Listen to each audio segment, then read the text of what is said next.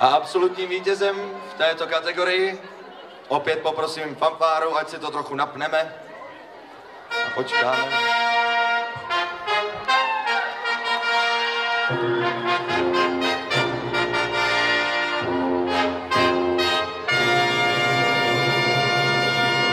Absolutním vítězem v kategorii dětských sborů do 12 let se stává pěvecký sbor Kantalénka z Prahy.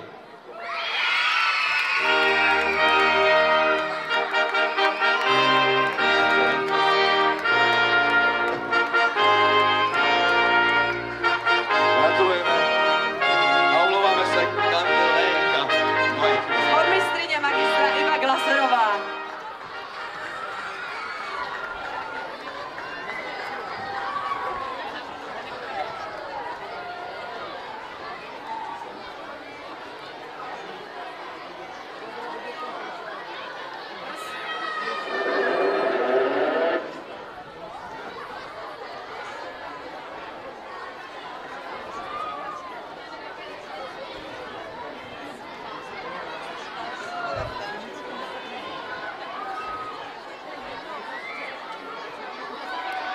Gratulujeme. Gratulujeme.